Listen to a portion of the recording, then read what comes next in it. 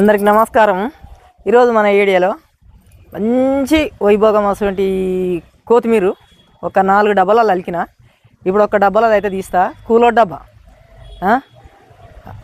ఇప్పుడు ఈ తోటకూర తీసుకుందని తోటకూర కానీ కొత్తిమీర తీసుకుందని. పేరు చంద్రకళ. ఇంకో ఎంత మంచిగా ఉంది చూడు మీరు. ఇప్పుడైతే నేనైతే ఓ చెరువు కింద బావుల వచ్చిన వాళ్ళకల్లా నా ఏరియాలతో అందరికీ పనే.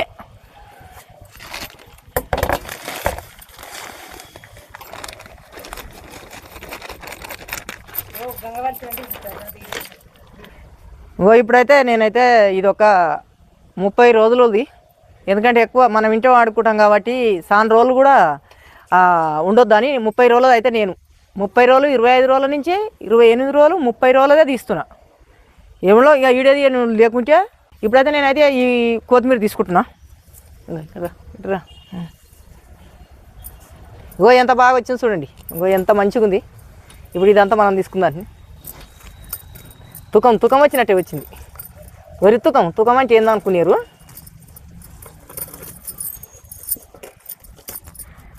ఎరువు పోసి మట్టి మక్కాలి, మేకల ఎరువైనా పసల ఎరువైనా. ఇక చూడు ఎంత బాగుంది.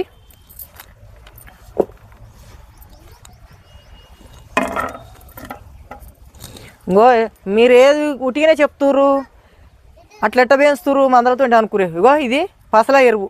నేను ఒక 6 నెలలు తెచ్చి దాన్ని మక్క పెట్టినా. ఇగో ఈ పసల ఎరువు పోసి ఏమైనా కట్టెపొలాలు ఉంచి ఇటు ఎదిరేసుకోవాలి. ఈ పసల ఎరువు పోసి ఒక 10 రోజులు మక్కాలి అంతే. భూమి మక్కినాం అనుకో, మళ్ళీ మనం విత్తనం వేస్తే ఇట్లా తోసిపోకుండా ఇట్లా మొలుస్తాయి. చేను కూడా మంచిగా అవుతుంది.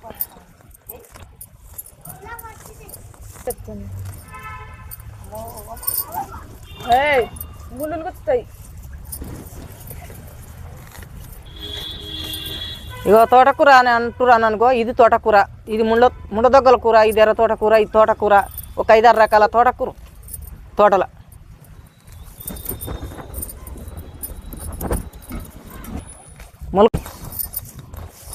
ఓ ఎంత మంచిగా, ఓ దేవుడు ఎంత బంగారం. నేను ఒక 5 రూపాయల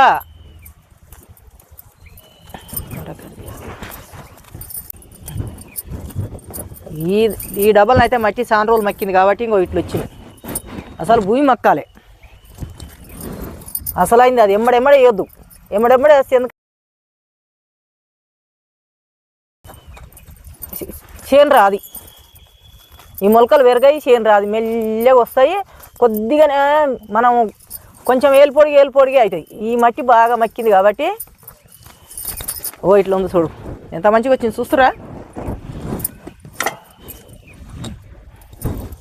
ఇంకా కూడా ఉంది. ఈ డబ్బాలు మొత్తం తీసుకుందాం. ఇంతేం చేసుకుంటావు నువ్వు, ఒకనాడు తీసి అనుకుంటురా.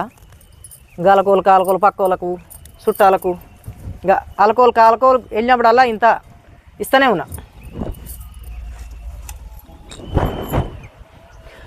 నేను ఆ డబ్బాలు అయిపోయింది, ఈ డబ్బాలు అని చెప్తా.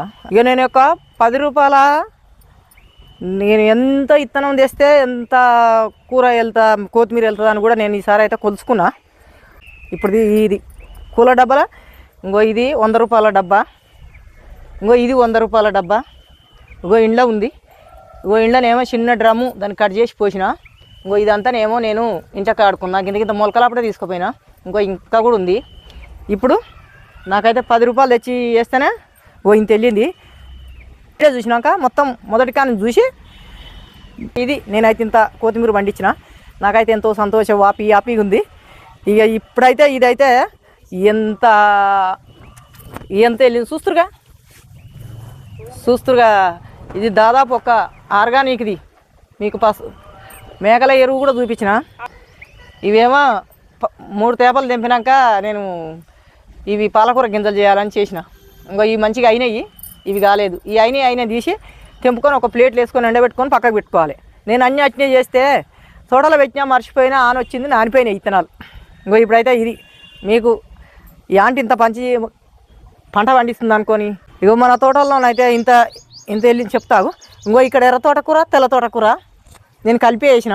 ఏది ఇష్టం ఉంటే అది తీసుకుపోవచ్చు అని. ఇంకా ఎర్రతోట కూడా ఉంది.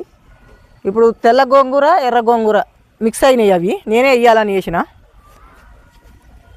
మీరు సబ్స్క్రైబ్ చేయని వాళ్ళు ఒక సబ్స్క్రైబ్ చేయండి, లైక్ చేయండి, మర్చిపోకండి. మీరందరూ దయ వల్లనే మీరందరూ సపోర్ట్ ఉంటారనే నేను వీటి ఛానల్ పెట్టిన. ఛానల్ ఓపెన్ చేసుకొని నేను యూట్యూబ్లోకి వచ్చిన. ఇక నేను ఇటువంటి పంటలు అయితే మా ఇంటి మందం అయితే నేను ఎల్లదీస్తున్నా. మీకు ఇంకా మంచి మంచి వీడియోలలో కూడా నేను కలుస్తా. ఒక లైక్ చేయండి. బాయ్, ఉంటా మరి.